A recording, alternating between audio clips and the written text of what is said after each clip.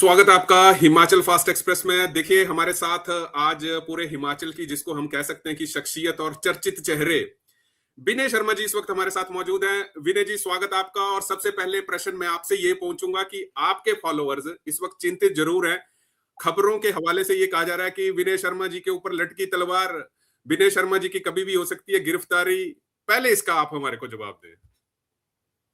देखिए वर्मा जी, मैंने तो बार बार कहा है कि पुलिस वालों को फोन करके बोला कि अरेस्ट करना होगा बता देना, मैं खुद आऊंगा। कोई ये मत बोलना कि आप आओ, मैं खुद आऊंगा। जी। क्योंकि हमने कोई ना किसी का मर्डर किया है, ना किसी का रेप किया है, ना किसी से पैसे लिए हैं और ना ही कोई भ्रष्टाचार किया है। नहीं, इसमें ये कहा जा रहा है कि कुछ नॉन बेलेबल ऑफेंस लगा हुआ है आपके पास। कोई बेलेबल नहीं है, नॉन बेलेबल ऑफेंस है। देखिए डेफेमेशन के केस हैं, जो चार्जेस हैं वो डेफेमेशन के हैं बेसिकली। और अच्छा। डेफेमेशन के केसेस अगर पुलिस के पास जाते हैं तो पुलिस कभी भी एफआईआर नहीं रजिस्टर्ड करती। पुलिस कहती हम्म। है कि आप कोर्ट में जाइए और हम्म। कोर्ट में 156(3) में जो हम्म। पुरानी सेक्शन थी उसमें जाके जी आप जी। कंप्लेंट करिए और एफआईआर रजिस्टर्ड करवाइए। डायरेक्ट नहीं अच्छा। करती। लेकिन यहाँ मिस यूज ऑफ पावर तो है ही है। अब हम्म। जो उनका बॉस था पुलिस का, वो हम्म। चीफ सेक्रेटरी था। चीफ सेक्रेटरी अपने रिटायरमेंट के दिन जाते जाते जनता का ध्यान भटकाने के लिए इस तरह की कार्रवाई कर रहा है। लेकिन मेन सवाल था कि चीफ सेक्रेटरी के खिलाफ जब इतने संगीन आरोप थे और उसकी बकायदा कंप्लेंट जो थी छोटा शिमला पुलिस स्टेशन में की, तो उसमें हम्म। कार्रवाई क्यों नहीं की? उसी पुलिस स्टेशन ने उसी बंदे के कहने पर मेरे पर एफआईआर कर दी, लेकिन उस बंदे के ऊपर नहीं की जिस बंदे नहीं, ने आप भी तो वाकई पुलिस स्टेशन गए थे। आप भी तो पुलिस स्टेशन गए थे। आप पुलिस ने तो आपकी भी एफआईआर की है। नहीं की है। मैं उसके खिलाफ हाई कोर्ट में गया हूँ। हाई कोर्ट ने 29 मई को हाई कोर्ट में पीआईएल मेरी लगी थी, जिसमें मैंने कहा था कि इसमें पुलिस जो है कंप्रोमाइज हो चुकी है। पुलिस जो है वो अपने बॉस के खिलाफ एक्शन नहीं लेगी, तो सीबीआई से इंक्वायरी होनी चाहिए। क्योंकि ट्रांसपेरेंसी जो है वो इन्वेस्टिगेशन में रहनी चाहिए और दिखनी भी चाहिए। अच्छा विनय जी, आपकी बात चलिए हम इस बात को सही भी मान लेते हैं, परंतु एक चीज बड़ी देखी जाती है कि देखिए चीफ सेक्रेटरी जो है मतलब एक प्रदेश का बॉस ही समझे आप। तो आपको नहीं लगता था कि इतने बड़े उच्च अधिकारी के खिलाफ, हालांकि हम एफआईआर पढ़ रहे थे वहां पर लिखा हुआ था कि मेरे को जो है बदनाम करने की कोशिश की गई, चाहे इलेक्ट्रॉनिक मीडिया में चाहे मीडिया में। तो आपने और एक और भी है रेरा के जो पूर्व चेयरमैन है, उनके ऊपर भी ये इल्जाम लगाया कि देखिए ये एक सोची समझी साजिश है और हमारे को कहीं ना कहीं पूरा बदनाम करने की जो है इन्होंने की है और मेरे को ठेस पहुंची है। तो जो हम एफआईआर पढ़ रहे थे, तो इसके ऊपर आप क्या कहेंगे? मैं ये कहूंगा कि बदनाम तो उसको किया जाए जो पहले से बदनाम ना हो। चीफ सेक्रेटरी जो थे वो खुद बदनाम थे। पहले अरेस्ट कैसे हुए? 4 किलो सोने के साथ वो रंगे हाथ पकड़े गए थे, 4 किलो सोने के साथ। और ये पैसा उनके पास कहां से आया? ये आज की बात नहीं है, ये 2003 या 9 की बात है। तब ये हम्म। पकड़े गए, तब क्यों नहीं इनकी बदनामी हुई? इन्होंने हम्म। बताया आज तक कि वो पैसा कहां से आया?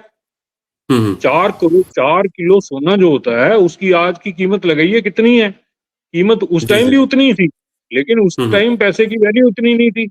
वही बंदा हम्म। जो है वो दूसरों के ऊपर इल्जाम लगा रहा है, उसने ये किया। वो अपने जो उसके ऊपर इल्जाम लगाए वो हमने हम्म। नहीं लगाए। वो हम्म। एसडीएम की एक इन्वेस्टिगेशन रिपोर्ट हुई, उस पे जी जी जी उसने जी सर, वो बिना वो पावर के। वो हमने आपका वीडियो देखा था। वो एसडीएम के साथ, फिर डीसी साहब, वो एक पूरे चैनल के साथ जो थी वो चीजें हुई। परंतु आप देखिए कि आप एक पूरी ब्यूरोक्रेसी के एक टॉप बॉस के ऊपर इल्जाम लगा रहे हैं। अब आपको क्या लगता है कि आने इल्जाम वाले समय में? भाई, ये इल्जाम नहीं थे। मैं आपको यहां जी। बता दूं कि उन्होंने जो मिसयूज ऑफ पावर किया, जो उनके पास पावर नहीं थी, और उस पावर से उठकर उन्होंने हम्म। डिस्ट्रिक्ट जज की पावर, जो पावर डिस्ट्रिक्ट जज के पास होती है, वो पावर उन्होंने एक्सरसाइज कर दी। उनके पास तो कोई पावर नहीं थी। और जी जी। उन्होंने वो वाली पावर तब एक्सरसाइज की जब सेक्रेटरी रेवेन्यू जो था वो छुट्टी पे था। सेक्रेटरी रेवेन्यू उस हम्म। टाइम के पंत थे, जो अब चीफ सेक्रेटरी हैं। और जी वो जी। छुट्टी पर गए, उन्होंने वो पावरें अपने पास ले ली और एक ऐसा ऑर्डर पास कर दिया जिसकी उनके पास पावर ही नहीं थी। और हम्म। जब ये मामला उठा तो के पंत जब वापिस आए, उन्होंने चीफ सेक्रेटरी द्वारा पास किया गया जो ऑर्डर था उसको विड्रॉ कर लिया। तो इसका हम्म। मतलब उन्होंने जो काम किया था वो गलत किया था। एक और मामले हम्म। में जो सोलन की वो थी कमिश्नर थी, वो हाई कोर्ट में गई है, अपने उनका भी ऐसे ही एक ऑर्डर इन्होंने खारिज कर दिया था। वो हाई कोर्ट गई, हम्म। हाई कोर्ट ने स्ट्रिक्चर पास किया हुआ है, हाई कोर्ट ने नहीं तो स्ट्रिक्चर पास किया हुआ है। एक चीज समझ नहीं आती है कि 29-30 मई को जो हमारे को सूत्र बता रहे हैं कि एफआईआर 30 तारीख को हुई, आपके पास मार्च महीने में जो था वो इल्जाम यहां पर लगे, तो ये कहां पर देखा जाए कि जाते जाते जैसे आप कह रहे हैं कि एफआईआर हुई होने को वो मार्च में भी हो सकती थी, अप्रैल में भी हो सकती थी, क्यों जब चीफ सेक्रेटरी जो रिटायर्ड हुए उन्होंने 30 मई को जो है वो एफआईआर का, इसके पीछे क्या तर्क आपका है?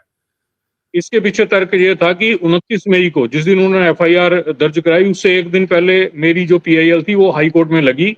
हाई कोर्ट में ने उसको सुनवाई किया और उसके बाद हाई कोर्ट ने ऑर्डर पास किया। हाई कोर्ट ने कहा कि ये बिल्कुल सही मामला बनता है और इसमें रिप्लाई मांगा जाना चाहिए, और सरकार से और यूनियन ऑफ इंडिया और सीबीआई और ईडी से जवाब मांगा है कि इसमें क्यों ना सीबीआई की जांच करवाई जाए। उस बात से डर के चीफ सेक्रेटरी ने मेरे पर ये एफआईआर करवाई। अच्छा जबकि सर, मैं दूसरी चीज जबकि एक बात और आपको क्लियर कर दूं कि जो एलिगेशन मैंने लगाए थे वो मैंने नहीं लगाए थे, वो एसडीएम ने इंक्वायरी करने के बाद लगाए थे, जिसको इसने चीफ सेक्रेटरी ने वापस ले लिया था और उसके बाद के पंत ने उनको फिर विड्रॉ कर लिया था। इसका मतलब उन्होंने गलत किया था।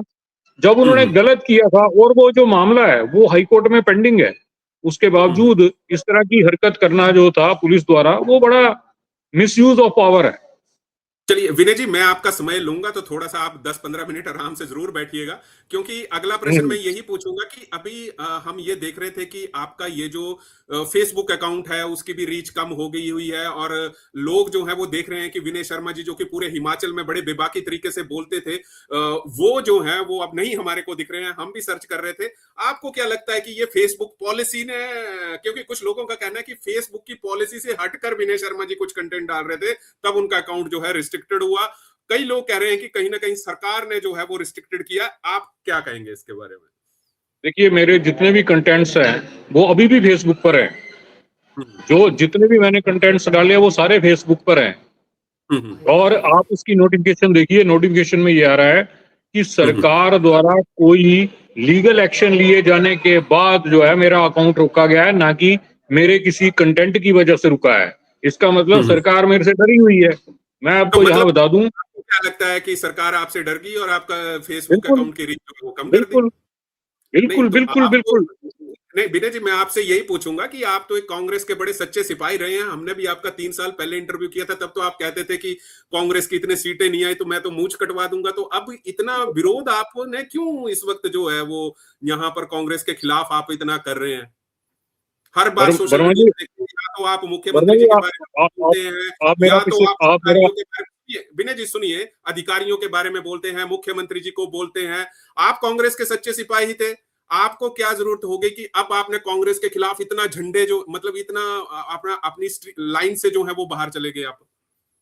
लाइन से बाहर मैं कभी नहीं गया। हमारा एक ही उद्देश्य होता है, सच को सच और झूठ को झूठ बोलना।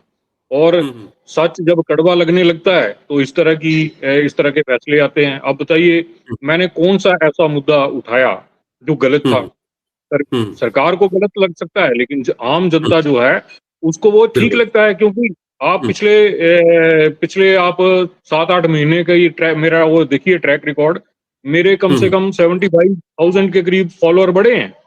वो इसलिए बढ़े बिल्कुल हैं बिल्कुल। क्योंकि मैं सच को सच बोलने की हिम्मत रखता हूं, और उसी का परिणाम जो है वो मेरी फेसबुक की रीच जो है कम की गई। क्यों? क्योंकि सरकार मेरे से डरती है। जब सरकार के पास कोई दिखाने के लिए काम नहीं होता और सरकार को लगता है कि ये लोग हमारे खिलाफ ये मुद्दे उठा सकते हैं, तो सरकारें इस तरह के काम करती हैं। ये सेंसरशिप है। ये एक बात मैं आपको और बता दूं कि कांग्रेस पार्टी हमेशा ये मुद्दा उठाती है कि भारतीय जनता पार्टी जो है उसका गोदी मीडिया है। भारतीय जनता पार्टी के खिलाफ कोई बोले या मोदी जी के खिलाफ कोई बोले तो उनको वो टारगेट करते हैं। तो ये भी तो एक तरह की जो माननीय मुख्यमंत्री हैं, इनको तो एक एग्जाम्पल सेट करना चाहिए। एग्जाम्पल सेट करने की जगह इन्होंने तो वही काम करने शुरू कर दिए जिसके खिलाफ जो कांग्रेस है वो विनय आवाज जी, उठाती है। आपकी आपकी इतनी ज्यादा फैन फॉलोइंग है, आपको लोग पसंद भी करते हैं, तो आप तो चुनाव लड़ लें फिर। आप अपनी पार्टी खड़ी कर दें हिमाचल में। अगर अगर यहाँ पर आपका क्या विचार है कि आने वाले अगले विधानसभा में आपकी इतनी अच्छी रीच है, इतने अच्छे फॉलोअर्स हैं, बल्कि हम भी आपके शागिर्द हैं, तो आप एक पार्टी खड़ी कीजिए, अपनी विधानसभा से लड़िए और औरों को भी लड़वाइए।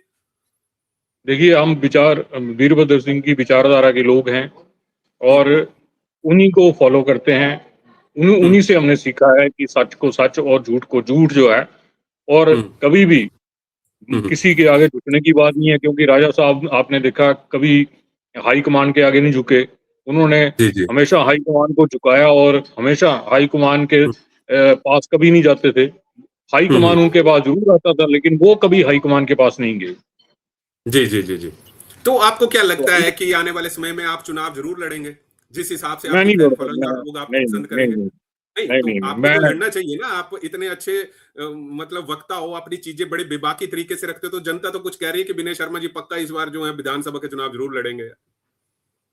लोग जो मर्जी सोचे, लेकिन यहाँ बात आ जाती है कि आप सिस्टम का हिस्सा बन जाते हैं। जब आप सिस्टम का हिस्सा बन जाते हैं तो आपको किसी न किसी के आगे दुम हिलानी पड़ती है। वो काम हमने ना किया है, ना हम कर सकते हैं। अच्छा विनय जी, अब आपके फेसबुक का जो है वो मतलब एक तरह से हम देख रहे हैं कि खत्म ही है, आपके पास रीच ना, हम भी नहीं देख पा रहे हैं उस चीज को। तो क्या लगता है कि आप उसको रिकवर कर पाएंगे अकाउंट को? क्योंकि लोग तो परेशान है कि विनय शर्मा जी कहाँ पे मिलेंगे, उनको फेसबुक पे जरूर ढूंढा जा रहा है। तो अगली कार्यवाही क्या रहेगी? आप खुद एक अधिवक्ता है, तो आगे लड़ाई लड़ेंगे आप इसकी कि क्यों मेरा अकाउंट रिस्ट्रिक्ट किया गया? देखिए भाई, मैं आपको एक बात बताऊं कि मैं 2 या 3 या 4 दिन के बाद कोई पोस्ट डालता था, हम्म लेकिन अब तो इसका मतलब जिस चीज के लिए सरकार ने हमें रोका था वो तो हम्म नहीं हो पाई। हमारे को लोग सुनने के लिए बेताब हैं। अब आप हम्म, देखिएगा कि मैंने 2-3 इंटरव्यू दिए। एक जी जी हमारे मित्र हैं गोपाल जी जी जी मंडी में, उन्होंने मेरे जी से जी वो मांगी, क्या नाम, मुझे बोला कि अपनी कोई पोस्ट भेजो। मैंने उनको बना के भेज दिया एक वीडियो। वो कोई दो जी लाख लोगों ने देखा। दो जी लाख जी जी लोगों ने जी देखा। इसका मतलब ये है कि हमें जो ब्लॉक करना था वो तो हो नहीं पाया उद्देश्य सरकार का। हम आज भी सुने जा जी रहे हैं और कल भी सुने जाते थे, क्योंकि लोग सच सुनना चाहते हैं। जी जी जी जी जी जी।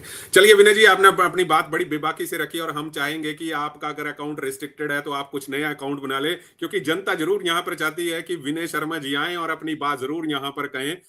तब तक आपका बहुत बहुत धन्यवाद, आप हमारे साथ यहाँ पर जुड़े। थैंक यू भाई, thank you. Thank you sir, thank you.